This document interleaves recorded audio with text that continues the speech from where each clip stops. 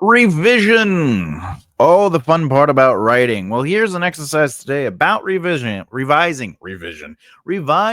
That's right. How to revise your writing, a step-by-step revision exercise. Now, revising is where the magic happens. Okay, where you refine your words, where you clarify your ideas, and you make your story truly shine. Now, remember, narrative is made of a plot and story. Plot is what needs to happen no matter what.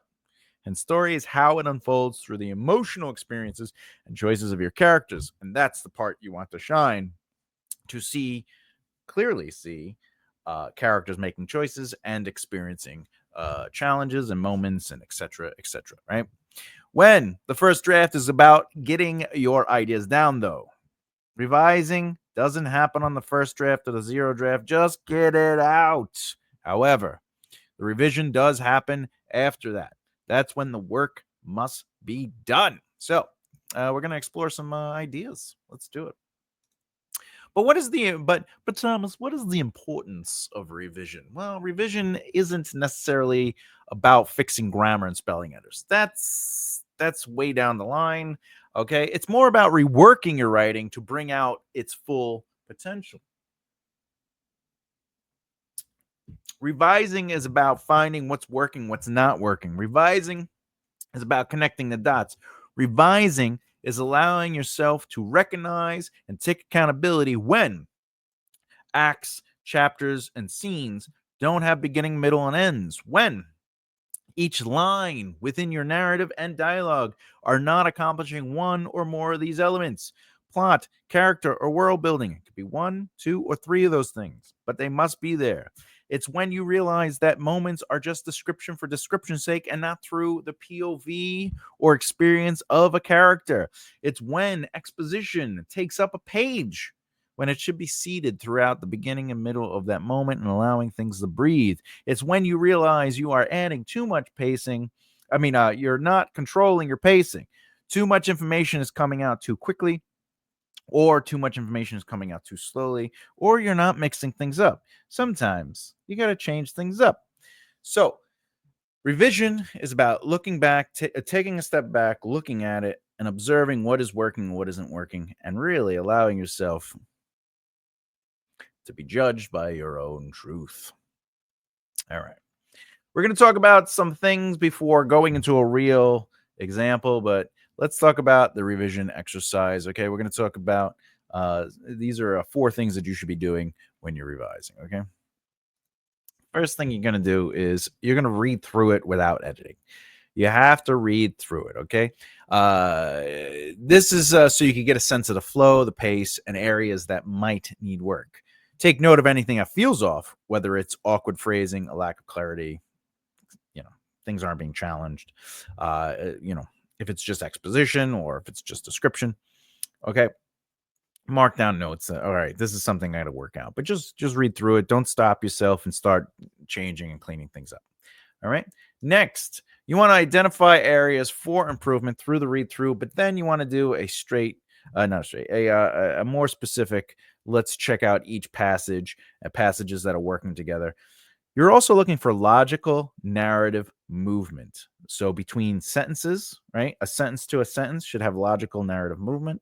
And then between passages or prose, there should be logical narrative movement. And then between chapters, there should be logical narrative movement. And what that means is that everything sort of is a cause and effect. This sentence sets up this sentence that sets up this sentence. You got to qualify the elements in the previous sentence. Otherwise, they become statements and they become Thomas sat down. He picked up his phone. He then took a drink of soda. Thomas sat down. The next sentence should either qualify Thomas in that sentence or how he sat down, why he sat down. Except Thomas sat down contemplating, or Thomas sat down observing the room, observing the room. All right, now we have more. Now we have more to play with. We can now qualify Thomas, how he sat down, or what he is observing. Traditionally, you would probably move on to what he's observing because that would be the logical narrative movement. And now the next sentence would, There was, several paintings on the wall caught his eye, or several paintings on the wall stood out, one of which seemed off. Okay, now we got to qualify that. Why? Its design its design appeared more primitive than the others, where as one was a Rembrandt, the other seemed more modern. Okay, so logical narrative movement. That's what you're looking for. You're identifying these areas for improvement and stuff like that. Okay, you want to make sure dialogue isn't flat, etc. You're paying attention to the elements of the page, right? How the passages are working with each other, how the characters are working, how the dialogue feels. Okay. Now we get to rework the scene. This is where you kind of do a deep dive and you revise things. I recommend, if you're going to rework a passage, allow that passage to remain and then write the passage underneath it and like clean it up and then compare, which leads us to number 4. Compare the versions, like what is it I changed? How does one feel to the other? Does this help the pacing? And remember, pacing is the speed at which information is presented. Sometimes you want to present information slower to allow it to be felt, absorbed, relaxed in. And sometimes you just need somebody to walk through the door. What are things you should be looking for, though? These are not the only things, but these are just some of the things you should be looking for during your revision. One is clarity. Is everything easy to understand? Is it clear? Is there a logical flow to it? Or the logical narrative movement? Are there moments where things could be clear? Sometimes we're not writing. Again, you could fix the grammar and stuff like that, but is the logic making sense? If it's Thomas stood in the room, and then you don't describe the room, you don't do anything, and it's like, well, what is he doing in the room? And we don't know why he's in a room. We need clarity to understand that. Character depth. If we're not learning about the character or seeing the character be challenged or witnessing behavior of the character or learning things that really develop that character in a way that gives them 3 dimensions, that's something you need to work on.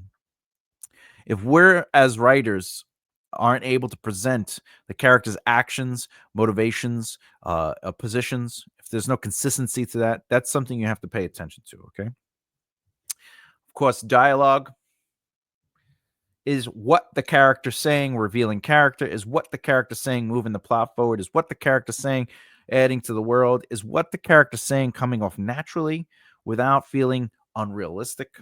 Okay. Is it engaging? Is it purposeful? Remember, every line, narrative or dialogue, must be purposeful. Pacing, we've already talked about this. Is it smooth? Is it moving quickly? Are we lingering too much? If it's supposed to be fast paced, is there a moment where we just kind of stop the speed and just focus on one thing? Well, if that's the case, why are we focusing on that thing? What is the logical narrative purpose or movement to that slowed pace in the middle of a high impact battle? And of course, where can you show more instead of tell? And where can you tell where you need context? All right. We talk about show, sometimes tell on this channel because you need context to things. So when you're looking through a scene, is it only dialogue? Are we not seeing behavior? Are you telling the audience more than you should be showing? Are you not incorporating the immersion? Right. Sight is probably the most most aggressive sensory immersion you will use. Sight is traditionally, they walked across the room, they sat down, they adjusted their jacket. That's all sight. So when you're looking at your scenes, make sure that you're adding other elements of immersion and not only sight. Okay, allow other things to get in there. From you have sight, you have hello, you have taste, you have smell, you got touch, but more importantly, touch helps with tactile and stuff like that. But the movement of time exists. Okay, so there's other things that help. All right, and of course, emotional impact. Does the scene invoke or intend to invoke an emotion? Does it move characters? Do characters react to those emotions? Okay. These are things you should be looking for. All right, let's do it. Real time example. We're gonna do a real time example. Yeah, time to do a real-time example. All right. Hey, how's it going? I might have to take me off the screen because I might cover it up. So if that's the case, please forgive me. All right. Where are we? All right. So first thing we have to do is read through it. Okay, we're gonna read through it. And I'm the rocky spires of Iwa Ork stretched towards the clouds above. The icy slander highlands loom tall and gray past the castle, consuming the horizon like broken teeth. Sarah guides her steed to the fortified entrance, stumbling on tied legs as weak sunburns light up the snowy landscape. A cold wall of rock surrounds the fortress and town, broken only by the sentry posts at the south gate. A shrill whistle cuts through the frosty air. Brown haired troops line the ramparts and look down at the bedraggled, bedraggled visitor. All right. What brings you here, Mestelin? Renier. Renier. Yeah, that's right. Renier. No longer rules, my friend, says Sarah. Okay. Brushing the tangled blonde locks from her brow. Mestelin are allowed in Lord Espa's lands. Punk. The sentry looks over her traveled stained garments and the crushed blood covering her. Your people still don't come up here much, stranger. Who are you? Sarah of Lilila. All right. The god's teasing smile disappears as he pulls back his shoulder. The god's teasing smile disappears as he pulls back his shoulder. Oh, like that. Okay. Standing straight up. All right. Sarah of Lilila. We've heard of you. She dips her head. She dips, I dip, we dip. And the gates stretch open reluctantly. Oh, an LY, huh? All right. Sarah walks ahead, a pale Mestalinian standing out from the Stalini watchmen overhead. She sees them peering down with steely eyes from hardened battle's scarred visage. Horrid. Or Harrod. Harrod waits just past the threshold, gnawing at the inside of his mouth nervously. Ly. Sarah? Captain? Is all good. What happening? Huh? What happening?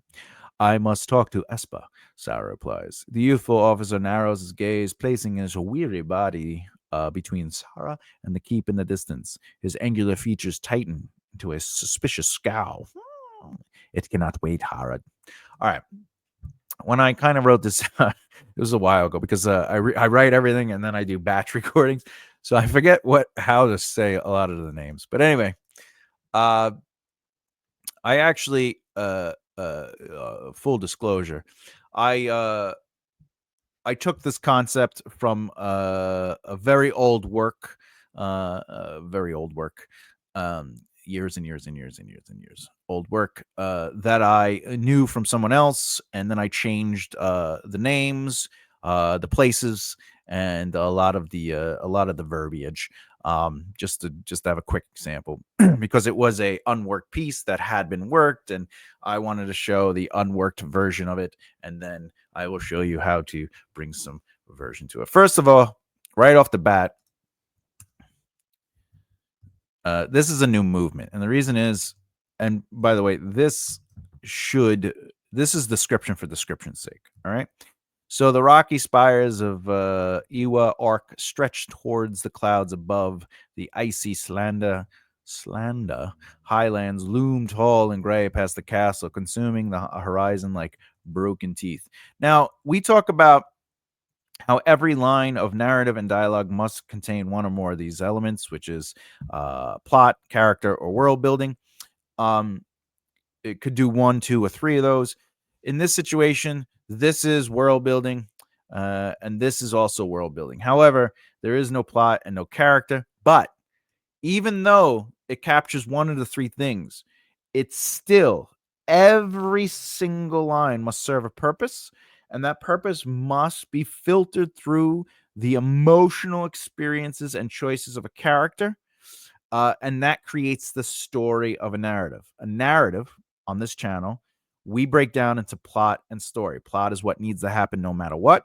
And then story is how it unfolds through the emotional experiences of your characters and their choices. So, since there is no emotion, there is no interaction with a character, this becomes description for description's sake and loses purpose. It's just pretty writing. All right. And then the reason I put this Sarah guides her steed to the fortified entrance is because the movement has changed. The logical narrative movement goes from being descriptive to now moving the camera. We talk about camera too. The camera is now on her. So this would be like a master shot or an establishing shot. And now this would be like a mid shot, right? Of her, guiding her steed. However, inspired, stretched towards the clouds above. Oh wait, let me go over here. Do do do do do do do do do. Oh, what's going on?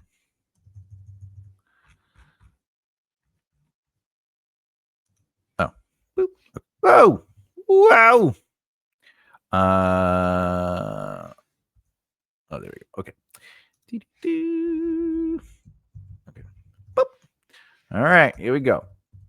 The rocky spires of it is stretched towards the clouds above, guiding Sarah toward the icy, slender highlands, looming tall and gray past the castle.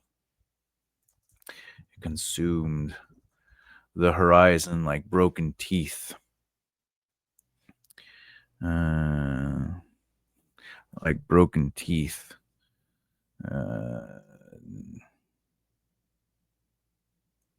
Like broken teeth. Oh, yeah, that's fine. All right. So now that we added Sarah, it becomes purposeful because this is what she's noticing. The rocky spires stretch towards the clouds above, guiding. That means she is walking towards it. She's making a choice now. It is a choice. Right? Now we can actually bring this up. She guided. Oh, wait, this is also written in present tense. So the rocky spires of you stretch towards the clouds above, guiding Sarah towards the center, highland. It consumed. Yeah, it consumed the horizon. Okay. Consumes the horizon. Okay. She guides her steed to the fortified over, stumbling on tired legs as weak sunbeams light up the snowy landscape. All right. So now that small adjustment turns this into a purposeful. However,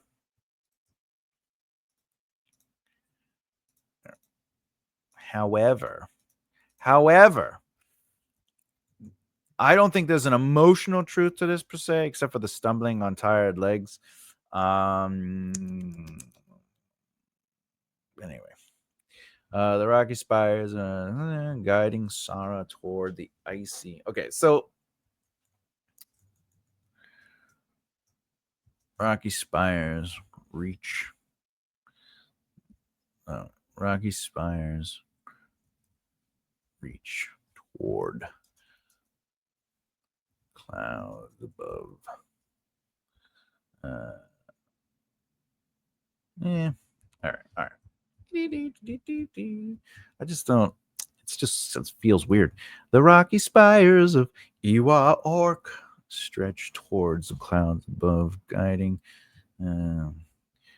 toward the icy highlands.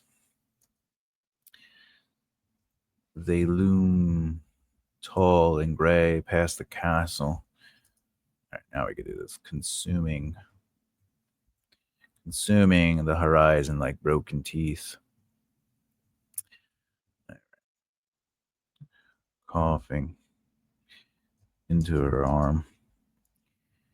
She guides her steed to the fortified entrance, stumbling on tired legs. Tired on stumbling legs. As weak sunbeams light up the snowy landscapes. All right, so there we go. Okay. All right, let's keep going. Let's keep going. Now, remember, we are looking for clarity, character depth. Okay, so we're adding some character to this opening. There was very little character since, we're not experiencing them per se, but now this is a choice. They're choosing to follow those. The looming grave and consuming the thing, coughing into her arm. She guides her steed to the fortified entrance, stumbling on her. I would almost say, pulling her cloak uh, tighter around. She coughs. Coughs? Yeah, coughs into her arm. Her steed. Her steed struggles against the sharp wind, pushing at their advance. I have the microphone in front of her. That's so if you see this, it's because I'm trying to look past the keyboard sometimes. All right, her steed struggles against the sharp wind, pushing at their advance. I guess you could say she guided her steed. Her guided her steed. They struggle. They struggle against the sharp wind pushing at their advance. Advance to the fortified entrance. Oh, toward the fortified entrance. All right. Sarah stumbles on tired legs, blocking the weak sunbeams, glaring into her eyes off of the snow landscape. Okay. All right. So that's a little longer. So let's see what we could do here. The rocky spires and clouds above guiding Sarah towards the icy lands. They loom tall and gray past the castle, consuming the horizon like broken teeth, pulling her cloak tighter. Okay. So now we want to look for a logical narrative flow, right? So the rocky spires of Iwa, Orc, stretch towards the clouds above. Now, to qualify that within the same sentence, because you have a clause here, right? Those towers guiding Sarah toward the icy Slander highlands. Okay? Now we're going to qualify that. Those Slander highlands, they loom tall and gray past the castle, consuming the horizon like broken teeth. Okay, so that's also qualifying. That's the describing their like. Okay. Now I would almost do this. Boop. Okay.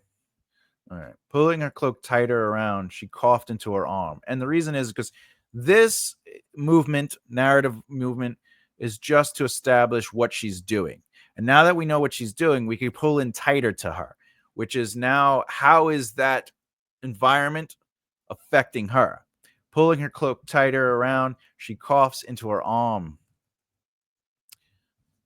and guides her steed. All right.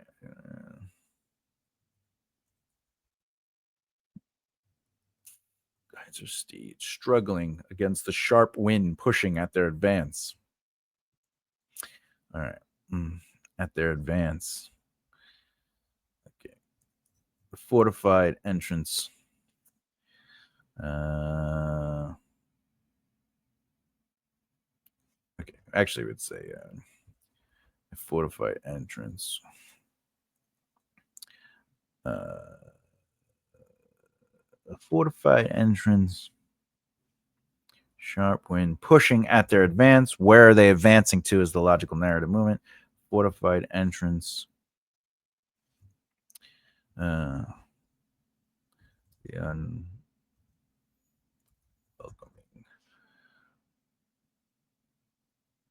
No, we could just say okay. Actually, do this. Sarah stumbles on tired legs, blocking the weak sunbeams glaring into her eyes. Blocking the weak sunbeams glaring off her eyes. Glaring into her eyes off the snowy snow. Pulling her cloak tighter around, she coughs to her arm. And guides her steed. Struggles. Guide her steed. Struggling against the sharp wind, pushing at their advance. All right. And then a fortified entrance. Okay, here we go. Let's go here. All right. Fortified entrance, cold wall surrounds. Okay. Fortified entrance. Surrounded by cold walls of rock. Or by a cold wall of rock. A fortified entrance lingered ahead of them. Or I should say linger. Linger ahead of them. Its cold wall of rock surrounds it. Or I should say a cold wall of rock surround it and the town, broken only by the sentry post, the south gate. All right. All right. Now, before I go any, okay. So let's see. When pushing at their advance, the logical narrative movement is where are they advancing to? A fortified entrance, lingering ahead of them. A fortified entrance.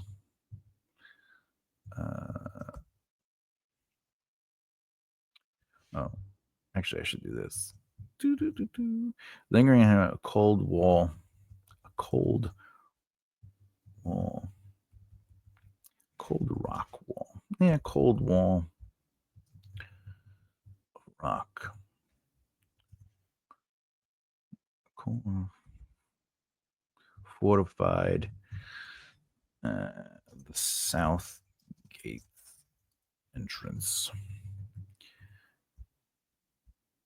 And the town. Broken only by the sentry posts. Fortified the south gate. Fortified. Wait. Linger. That's lingering ahead of them. A cold wall of rock fortified the fortress. How do you use the fortress?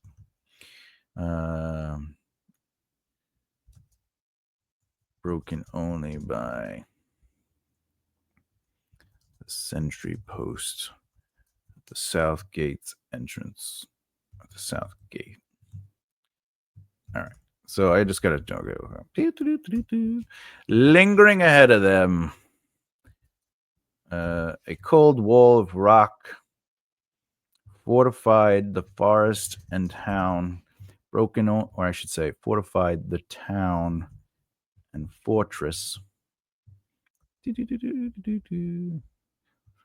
Town and fortress broken only. And the reason I did that is because the town is what she would notice first, and then the fortress would be second.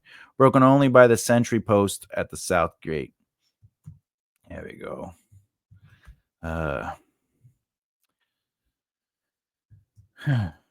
Stopping for breath. Sar covered horses.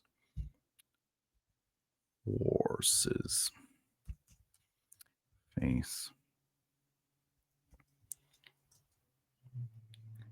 Oh, this would actually be a different movement. I could actually do a few more 100 feet.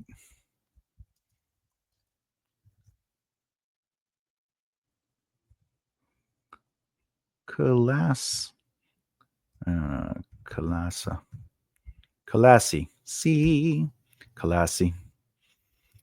Uh, a shrill whistle cuts through the fort. Okay. All right. Sarah covers her horse's face. Okay. So, let me get rid of my face. All right. Boop. Okay. To be clear, what I did was I read through just the whole thing, right? And now I'm just cleaning this up. We haven't even gotten to this part yet. And you're like, oh, it looks a little thicker, a little bigger. And the reason is because we're mixing things in and we're adding some stuff to allow for more character, more world, etc., etc. So, and then we're going to see if the clarity there, the logical narrative movement. Let's see what happens. And also sentence structures. We got some pretty big sentences here. So, here we go. Here we go. Let's see what we did. All right. The rocky spires of Iwa Orc stretched towards the clouds above, guiding Sara toward the icy Slanda highlands. All right. So we got world building. We got plot, character, and world building. Okay. Plot is what's happening. She is walking. She is heading towards the Slanda highlands. What is Sara noticing? She is, well, not only is she using the rocky spires of Iwa Orc to guide her, but that's what she's noticing. And she is heading towards, so she's making a choice. So that's character. Oh, wait, I could do this. Boop. That's character. And then, of course, the world building is the names of these things. All right. Now, the logical narrative movement, the rock spires of Iwa Orc stretch. There was cat hair. The rocky spires of Iwa Orc stretch towards the clouds above. Now we have to qualify this, okay? What is the purpose of those? Maybe I could describe them, or I could give intent, which is guiding Sara towards the icy Slanda highlands. Now, the logical narrative movement is that the Slanda highlands could be described, or Sara can be, or the purpose of, or whatever. You can make whatever choice you want for what you're going to write next, but it must be attached to something, either this, or this. However, logically, it would most likely be influenced by the last thing said, but it doesn't always have to be. So I'm going to combine them, and that's why Slanda Highlands is they. All right, so, and this is a sentence. All right, boop, boop. They loom tall and gray past the castle, consuming the horizon like broken teeth. All right. This is mostly character, right? I would add a very small touch of plot, and then, of course, world building. So why? Well, the Slanda Highlands loom tall and gray past the castle is building world. So there's castles in this world, etc. But Sara sees the Slanda Highlands looming tall and gray past the castle like broken teeth. The way she is visualizing this is broken teeth, and that's an emotional truth. Now, if as a writer, I didn't want to show that Sara was dreading approaching this fortress, I might actually not write broken teeth, because that would affect the atmosphere. But the original author had broken teeth. Now I have to remember that narrative must be through the POV of a character. Therefore, their experience of what is being described or presented through the narrative must be through their lens. It's not through my lens.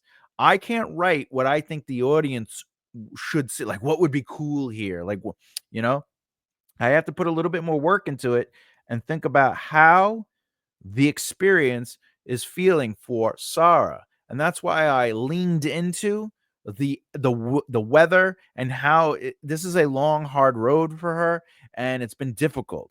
And that is why I use this line that was originally the stumbling on tired legs to add to her exhaustion and show her experiencing this. That's why broken teeth, we're now going to qualify why she is experiencing this visual as broken teeth, which leads us to this line right here. Sarah stumbles on tired legs, blocking the weak sunbeams glaring into her eyes off the snowy landscape. Okay. This is clearly character development. She's making a choice. She's being challenged, and she's choosing to block the weak sunbeams, and she's stumbling. So we get a sense of who she is.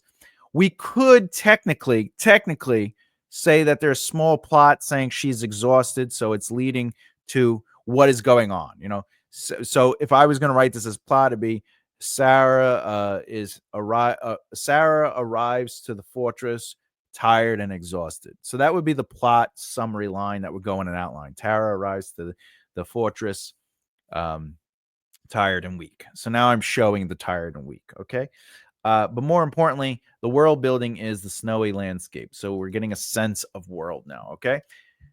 Now I have to, there's a lot going on here. She's blocking the weak sunbeams, and also it's a snowy landscape. So let's qualify that experience.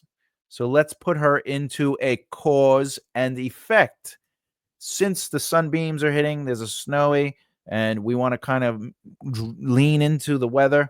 Pulling her cloak tighter around, she coughs into her arm and guides her steed, struggling against the sharp wind pushing at their advance. So the broken teeth, the tiredness, and the wind are all saying, don't go here. This is not good. Stay away, right? It's adding to the atmosphere. There is logical movement, so this is good. The clarity is we see the rocks. We know they're guiding Sarah. She is experiencing the visual of the master shot. If we use a camera analogy, the camera is looking at this consumed and it looks like broken teeth. Then we cut back to a mid shot of Sarah stumbles on tired legs, blocking the weak sunlight, right? And then we actually can we can either do we can step away a little bit so we could see her body and everything like that. However, I'd probably go a little tighter. All right, so we're going a little tighter. She coughs in her arm, struggling against the wind. All right. Now that we know she's struggling, we want to qualify that as well. Lingering ahead of them, or I should say, let's see. All right, lingering ahead of them, a cold wall of rock fortified the town, and fortress, broken only by the sentry post at the south gate. Okay, so this is what she's seeing. All right, so pulling her cloak down, she coughs in her arms, stays struggling against the sharp wind, pushing at her advances. So we're saying pushing at her advances. So the implied subtext is that even nature doesn't want her to go there. And now we're going to explain where she's heading. All right, why is she pushing through this wind? Why is she struggling and she's keeping her efforts forward, right? So she, even despite of everything we know right now, she's pushing forward more. So, lingering ahead of them, a cold wall of rock fortified the town and fortress, broken only by the sentry post at the south gate. So now we know where she's going. So this is plot. What she is noticing. We could technically say it's character, but it's not really. But what she is noticing technically becomes character. She is noticing. She is looking at the cold wall. She is looking at the sentry post at the south gate, but more importantly, the way she is experiencing the distance and where it is, Sarah, is saying it's lingering ahead of them. Sarah is defining it as lingering ahead of them. Okay. So all of this leads her to stop for a breath. You know what? It's time to take a moment. And the first thing she does is she covers her horse's face. Character development. This ain't plot. Oh wait, this is gonna be a different line.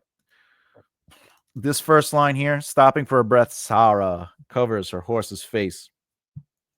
That is not plot. It's not world building. It's just character development, because we're learning something about her character, and she's choosing to protect the horse's face. And then she says, a few more 100 feet. Calisi. Calisi? Yeah, Calisi. Right? So, or Colosseum, depends on you. Anyway, now this becomes plot. because we are being informed of what is needed for the thing to continue.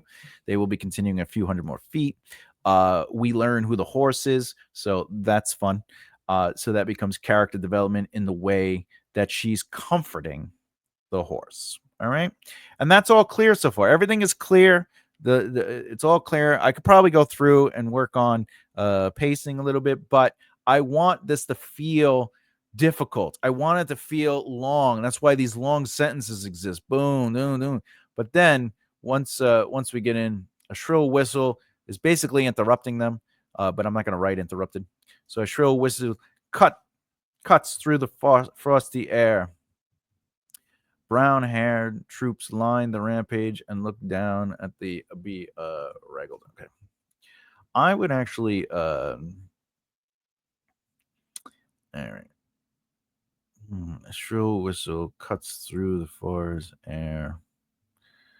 Brown troops line the rampage and look down at the beam. Okay, well that's enough to say that she's approaching without saying she's approaching. All right. So this is in the experience of the character, etc., right? Boop, boop, boop, boop, boop. And you might be saying, but Thomas, Sarah's not into this passage. Yeah, but it's established that she is the POV, right? This is the POV, and she is the draggled visitor, right? Or yeah.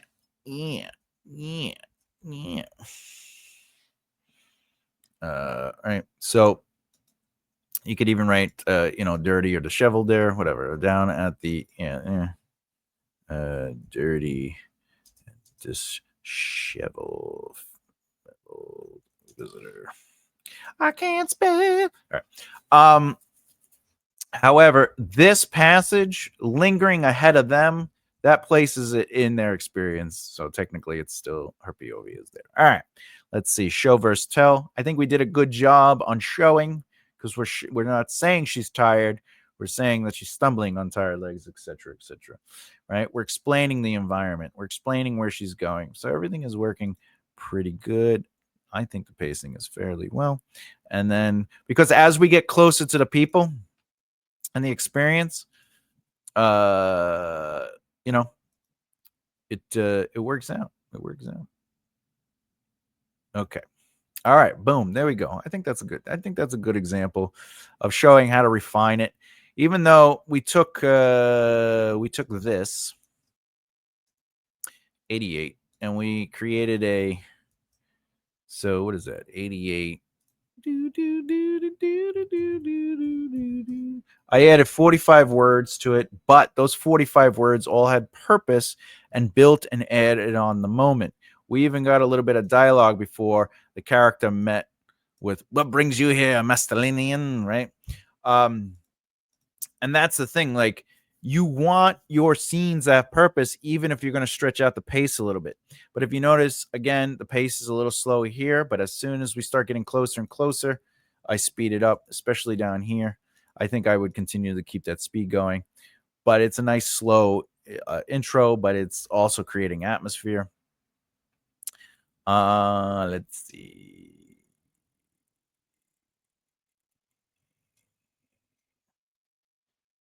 I added Sarah into this, and then this.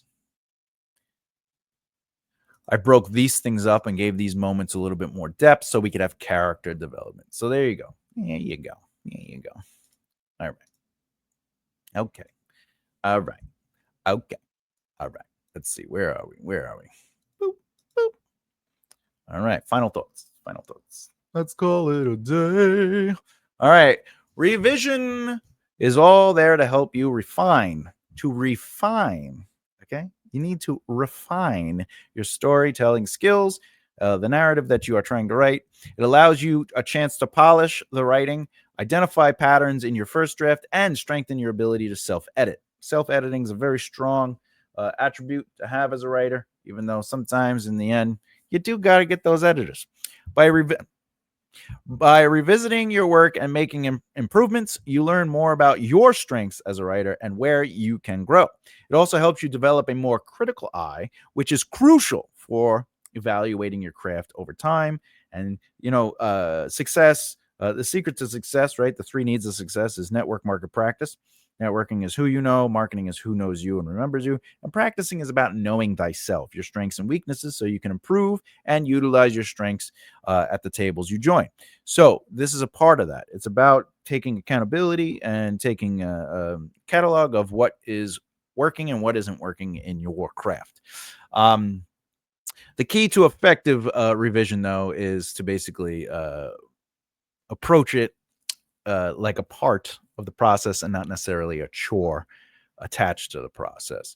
Every change, no matter how small, will bring you closer to creating a narrative that is truthful through the characters, through the plot, and through your choice, like through what you're trying to say, right?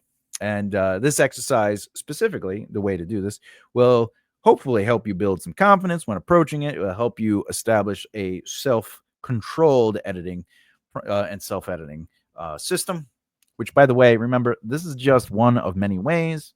It's all about taking what you learned and assimilating it into what works best for you. The revision time does take time, right? So there's writing, there's revising. Those are two different. One is writing, one is revising. They are two different brains, and you should learn how to give each of them its own time and accept that one is writing time and one is revising time. Okay. But more importantly, have fun. All right. Next video.